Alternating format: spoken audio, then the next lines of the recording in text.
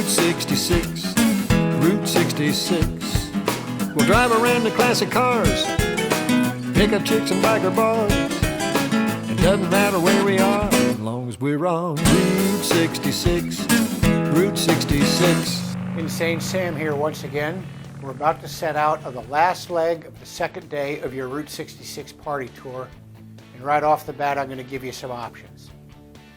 We left off on Watson Road right before the Holiday Inn. The easy route forward is to continue down Watson Road and get on I-44 and get off on Allentown. When you get to Allentown, go right on Route 66 and follow it all the way to Gray Summit.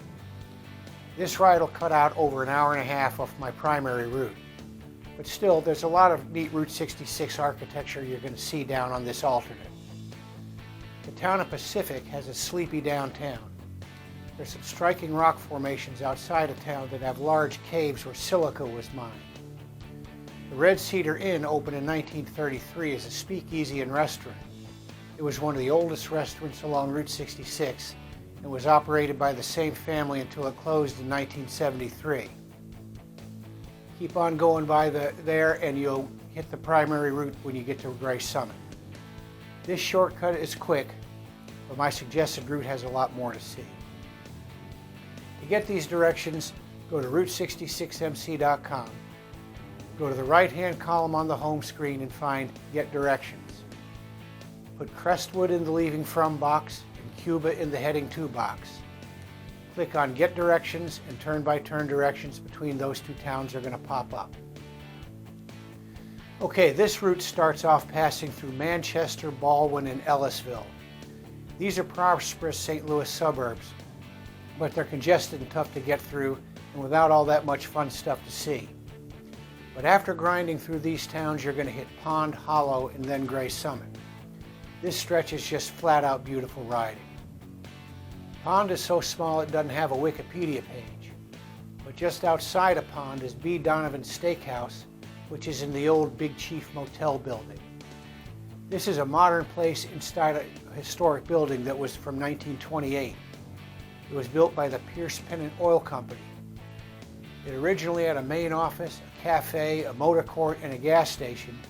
It was intended to be one of a chain of motor courts between Springfield, Illinois and Tulsa, Oklahoma. Stovall's Dance Hall right down the street in Hollow is a country music joint with live music. Supposedly the site was used by the James Gang as a watering hole.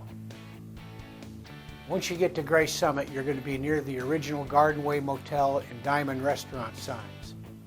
Unfortunately, the motel and the restaurant have not fared as well as the signs have. The Gardenway Motel opened between Gray Summit and Villa Ridge in 1945. It's in disrepair and is closed. The remains of the Diamond are going to be on your right on Highway AT, just across the junction with Highway 100. It opened in 1927 and claimed to be the world's largest roadside restaurant. Check out how small it is, and check how small the road is. Remember, there were no interstate highways back then. There's some reports it's going to be reopened as an auction house, but I haven't seen any signs of life when I've been by there recently. A bit past the Diamonds, you're going to find the 1943 Sunset Motel in Villa Ridge. The neon sign's been restored, but it currently serves as low-income housing and it's not open as a motel. On the way to St. Clair, you're going to pass the Indian Harvest Trading Post. The folks who run this place are nuts. The first time I went there, I tried to take a photo, and the owners came running out and met me with a shouting and outrage that nearly came to blows. I checked it out before making this video, and there are still many recent internet postings from others telling of similar experiences. Avoid that place. Meramec Caverns is in Stanton, and it's my favorite authentic Route 66 site. It advertises all over Route 66 on billboards and with paintings on the sides of barns and stuff like that. The caverns are about 3 miles out of town off of exit 230.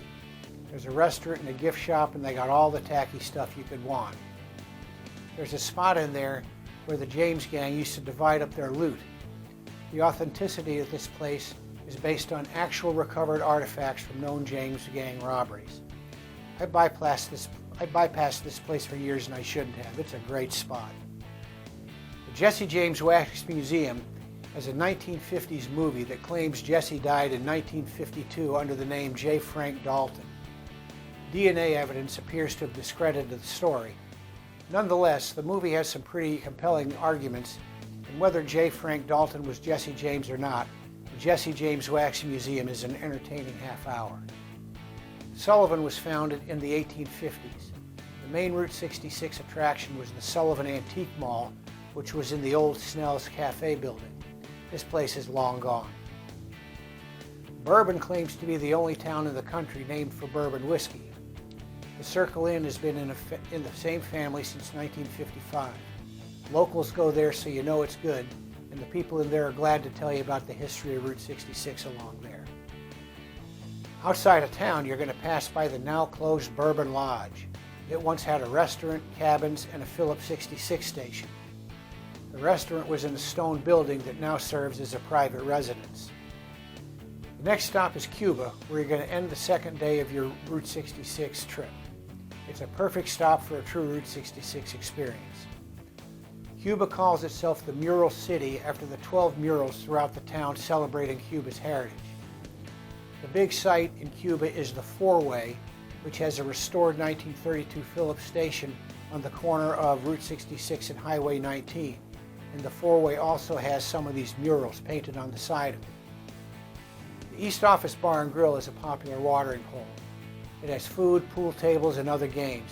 The jukebox has great classic rock. The only problem is they let kids in there and it closes a little early. Friscos is a steak place. The bar dates the early 20th century and the restaurant was added about 20 years ago. This is very bright in there and it has a family atmosphere.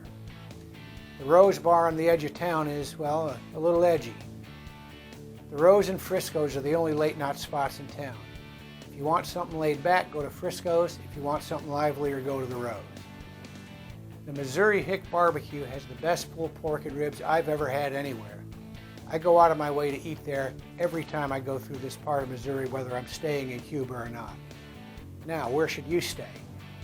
The Wagon Wheel Motel is the oldest continuously operated motel on Route 66. It also is one of the nicest Route 66 motels. The wonderful neon sign and stone bungalows have been totally restored.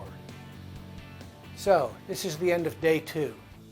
I suggest you hit the office for a couple of cold ones, check into the Wagon Wheel for a shower, head to the Missouri Hick for some barbecue, and go to the Rose and raise some hell before taking off on day 3 in the morning. Before you go to the next video, hit the subscriber button. That way you'll get updates on when I post new videos and you'll get info you might otherwise miss. Also, please leave your comments on this video. As always, I'll try to read them and I'll do my best to respond. Insane Sam out on day 2. I'll see you in the morning for day 3.